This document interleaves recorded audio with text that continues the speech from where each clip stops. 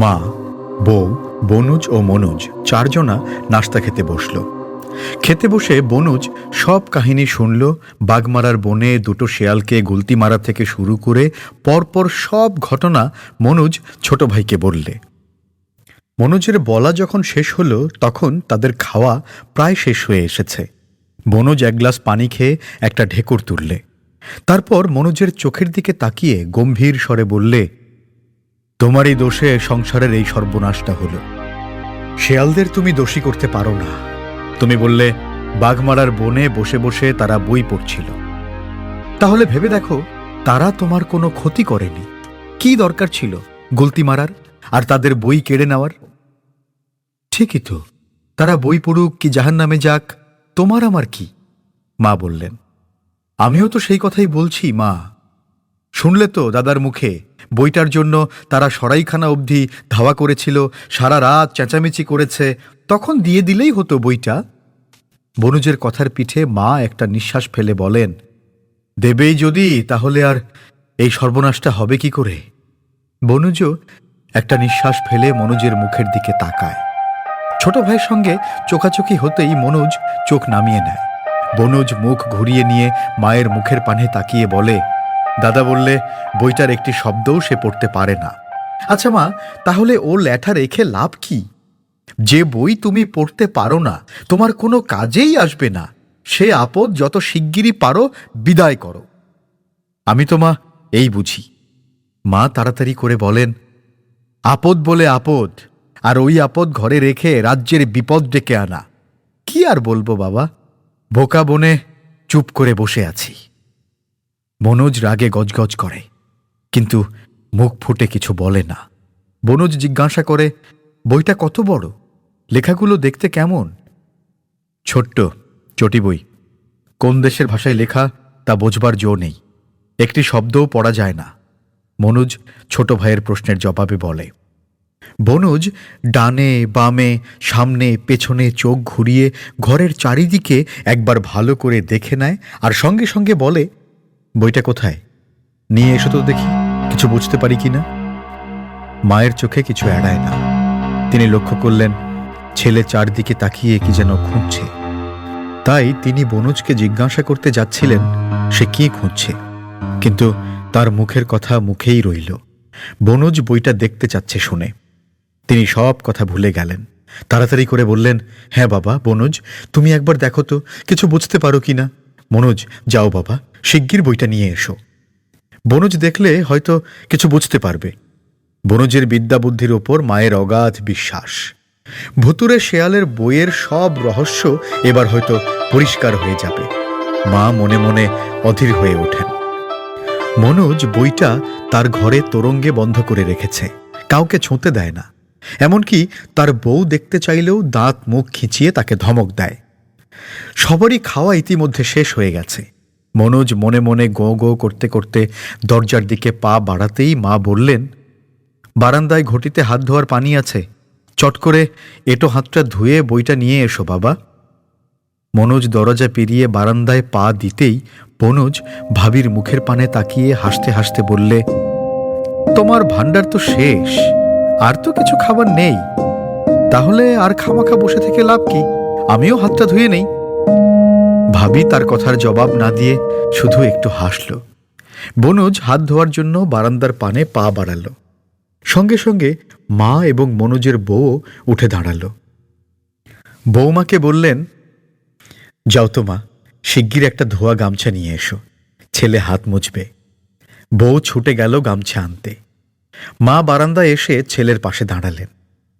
ঘটি থেকে পানি ঢেলে বনুজ হাত মুখ ধোয় আর চোখ ঘুরিয়ে ঘুরিয়ে উঠানের চারদিকে তাকায়। মা জিজ্ঞাসা করেন, কেমন, বেশ ভালো বাড়ি নয়? ভাড়া খুব কম। বনুজ হাতে পানি ঢালতে ঢালতে বলে, তাই তো দেখছি, বেশ ভালো বাড়ি। কিন্তু পাড়া গাঁয়ে বাড়ি ভাড়া নেয় কে যে ভাড়া বেশি হবে? কিন্তু মা, উঠান পেরিয়ে ওই বাঁ দিক পানেই তো ভেতর বাড়ির সদর দরজা, তাই না? আর ওই যে ডান দিকে ছোট্ট ওই ঘরটার সঙ্গে লাগা পাঁচিলের গায়ে দরজাটা দেখা যাচ্ছে, ওইটাই বুঝি খিড়কি? মা মাথা নেড়ে বলেন, হ্যাঁ, ওই দিক পানে ভেতর বাড়ির সদর দরজা, আর এদিক পানে খিড়কি। ইতিমধ্যে মনোজের বউ গামছা নিয়ে এসে পড়ে। বনুজ ঘটিটা রেখে উঠে দাঁড়ায়। ভাবি দেওরের হাতে গামছাটা দিতেই মনোজ এলো বই হাতে করে। বনুজ তাড়াতাড়ি হাত মুখ মোছা গামছা কাঁধে ফেলে মনোজের কাছ থেকে বইটা নিতে ব্যস্ত সমস্ত হয়ে হাত বাড়ায়। তার যেন আর তর্স হয় না। মনোজ মায়ের মুখের দিকে একবার তাকায়, তারপর মাথা নিচু করে যেন নেহাত অনিচ্ছায় বইটা ছোট ভাইয়ের হাতে দেয়। বনুজ বই হাতে নিতেই বউ ও মনোজের চোখের পাতা পড়া বন্ধ হয়ে যায়। বড় বড় চোখ করে তারা তাকিয়ে থাকে বনুজের মুখের পানে। ভুতুরে বই, এর সব রহস্য হয়তো এক্ষুনি পরিষ্কার হয়ে যাবে। বনুজ প্রথম পাতা থেকে শুরু করে শেষ পাতা অবধি উল্টে পাল্টে বার কয়েক বইটার ওপর চোখ বুলিয়ে নিয়ে আপন মনে গম্ভীর স্বরে বলে, সত্যি এ এক অদ্ভুত ভাষা, কিচ্ছু বোঝবার জো নেই। মা তাড়াতাড়ি করে বলেন, ভালো করে দেখো না বাবা, কিছু বুঝতে পারো কিনা। আচ্ছা, তাই দেখছি বলেই বনুজ করলে কি চট করে গামছাটা কাঁধ থেকে নিয়ে বাঁ হাত দিয়ে ছুঁড়ে মারল মনোজের চোখ মুখের ওপর, আর সঙ্গে সঙ্গে হনুমানের মতো হঠাৎ দিলে প্রকাণ্ড এক লাফ। খাবার ঘরের বারান্দা থেকে এক লাফে উঠান ডিঙিয়ে একেবারে ভেতর বাড়ির সদর দরজার কাছাকাছি এসে পড়ল। হঠাৎ চোখের পলকে কি কাণ্ড ঘটে গেল! হতভম্ব মা, মনোজ ও বউ তা ঠাহর করে উঠবার আগেই তাদের কানে এলো সদর দরজার কাছে দাঁড়িয়ে মনোজ বলছে, আমায় তোমরা চিনতে পারোনি। আমি এই নোলা সেজে রাজধানীতে মনোজের কাছে গিয়েছিলাম। যাগ্গে, আমাদের জাদুবিদ্যার বই ফিরে পেয়েছি, তোমাদের আর বিরক্ত করব না, চললাম। মনোজ পাগলের মতো চিৎকার করে উঠল, বেটা বদমাইশ, নচ্ছার জানোয়ার, তুই আমায় চিনিস নে, দাঁড়া, বই নেওয়ার স্বাদ তোর মিটিয়ে দিচ্ছি। আর সঙ্গে সঙ্গে বারান্দা থেকে উঠানে লাফিয়ে পড়ল। নচ্ছার জানোয়ার কিন্তু খিলখিল করে হেসে উঠে বললে, বই নেবে, এসো। আর অমনি আরেকটা লাফ মেরে সে সদর দরজা পেরিয়ে গেল। দিক বিদিক জ্ঞানশূন্য হয়ে মনোজ প্রাণপণে ছুটল তার পেছনে পেছনে।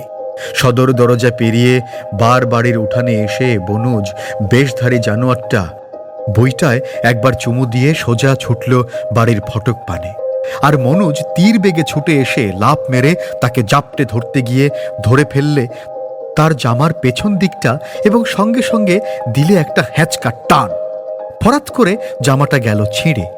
অমনি চোখের পলকে হয়ে গেল এক দফা ভেলকিবাজির খেলা। মনোজের ছোট ভাই শ্রীমান বনুজ দিলে গা ঝাড়া, সঙ্গে সঙ্গে তার দেহের সেই চোখ ঝলসানো পোশাক খসে পড়ল। ব্যাস, বনুজের মূর্তি উবে গেল। কোথায় বনুজ? এ যে একটা আস্ত শেয়াল। আর সেই শেয়াল মনোজের মুখের পানে একবার কটমট করে তাকালে এবং দিলে আরেক লাফ। ফটক পেরিয়ে পড়ল গিয়ে একেবারে রাস্তার ওপর, তারপর হাওয়ার গতিতে হলো উধাও। মনোজ নাছোড়বান্দা ফটক পেরিয়ে সেও ছুটে এসে রাস্তায় দাঁড়ালো। কিন্তু কোন দিক গেল শয়তানটা? হাওয়ায় কি মিশে গেল? মনোজ রাগে দাঁত কিরমির করে আর চারদিকে তাকায়। রাস্তায় লোকজন নেই, কাকেই বা জিজ্ঞাসা করবে? হঠাৎ তার নজরে পড়ে রাস্তার পূর্ব দিকে একটা বাড়ির কানাচে একজন জটাধারী কানা সন্ন্যাসী দাঁড়িয়ে আছে। মনোজ ছুটে গিয়ে হাঁপাতে হাঁপাতে তাকে জিজ্ঞাসা করে, আপনি কি এই পথে একটা শেয়ালকে যেতে দেখেছেন? কানা সন্ন্যাসী আঙুল দিয়ে দক্ষিণ দিক দেখিয়ে বলে, হ্যাঁ দেখেছি, এই দিক পানে গেছে। মনোজ জাম ছেড়ে দিয়ে রাস্তা ধরে দক্ষিণ দিকে ছোটে।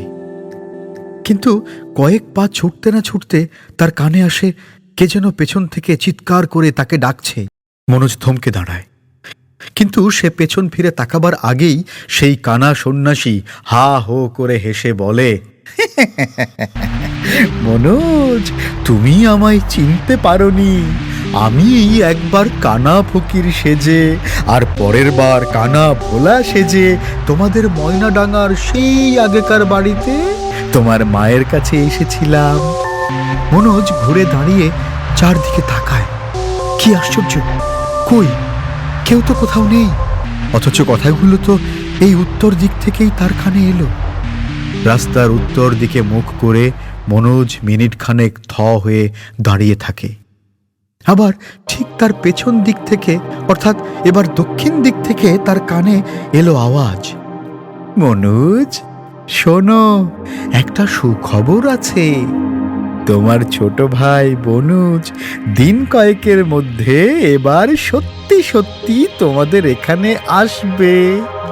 মনোজ চট করে ঘুরে দাঁড়ায়, কিন্তু দক্ষিণ দিকে মুখ করে দাঁড়াতেই তার নজরে পড়ে হাত দশেক দূরে সেই বইটা থাবায় ধরে দুটো শেয়াল রাস্তার উপর ধেই ধেই করে নাচছে। মনোজের সঙ্গে চোখাচোখি হতেই তারা জিভ কেটে ভেঙচি দেয়। রাগে মনোজের ব্রহ্মতালু জ্বলে যায়। ওদের ধরতে সে পাগলের মতো ছোটে। শেয়াল দুটো খিলখিল করে হেসে দেয় এক লাফ, আর লাফ দেওয়ার সঙ্গে সঙ্গে তারা শূন্যে মিলিয়ে যায়। রাগে দুঃখে মনোজ দিশেহারা হয়। গায়ের জ্বালায় মাথার চুল ছেড়ে পাগলের মতো রাস্তার এ মাথা ও মাথা দৌড়াদৌড়ি করে। ওদিকে বাড়িতে মনোজের মা বিষম ঘাবড়ে গেছেন।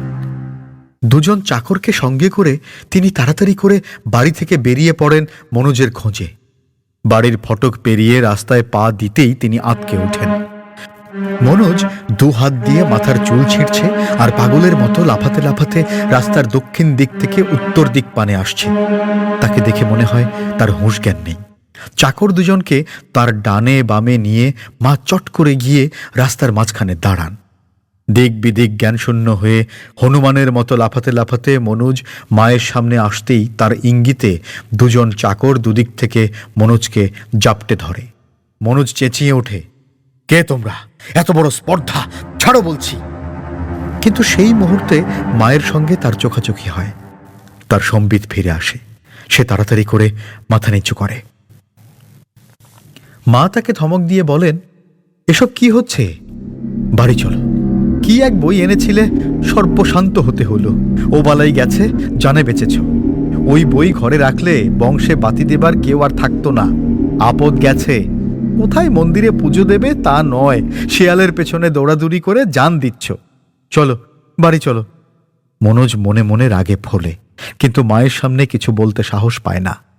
ভেতরে ভেতরে রাগে ফোঁস করতে করতে মাথা নিচু করে মায়ের পিছু পিছু বাড়িতে ফিরে আসে।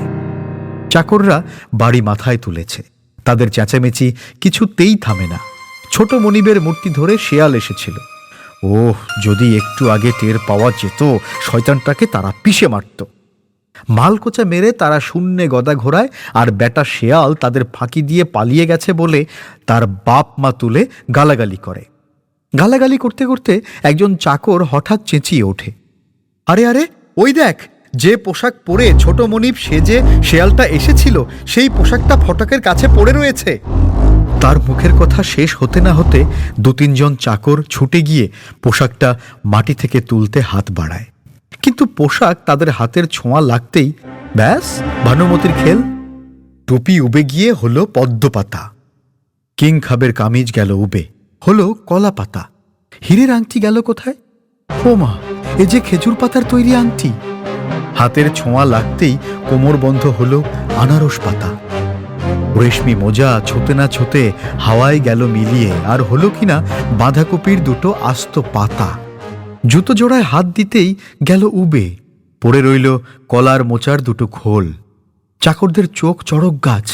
তারা মুখ চাওয়াচাওয়ি করে আর মনে মনে বলে, বাবা, এ বেটা শেয়াল কি জাদুবিদ্যাই না জানে। কিন্তু কারো মুখে কথা সরে না। ভয়ে আতঙ্কে তারা ওকে জড়িয়ে ধরে কাঁপতে কাঁপতে সেই সদর দরজার কাছে বসে পড়ে। মনোজ তার ঘর থেকে বের হয় না। দিন রাত ঘরের ভেতর বসে থাকে। শেয়ালের ভেলকিবাজির কথা যতই চিন্তা করে, রাগে দুঃখে লজ্জায় ততই সে দিশেহারা হয়ে পড়ে। চিন্তা করতে করতে মাঝে মাঝে তার মাথা গরম হয়ে ওঠে। রাগে সর্বাঙ্গ কাঁপে। রাগ সামলাতে না পেরে দেয়ালে মাথা ঠোকে। মা আর বউ কাঁদতে কাঁদতে ছুটে এসে তাকে সামলায়। সারাক্ষণ 24 ঘন্টা দুশ্চিন্তা ধকল মনোজকে কাবু করে ফেলে। সে অসুখে পড়ে। কবরেজ বদ্যি ওঝা ডেকে এনে মা ঘটা করে চিকিৎসার ব্যবস্থা করেন, আর রোজই মন্দিরে পুজো দেন। সকাল বিকেল দুবেলায় কবরেজ বদ্যি ওঝারা আসে।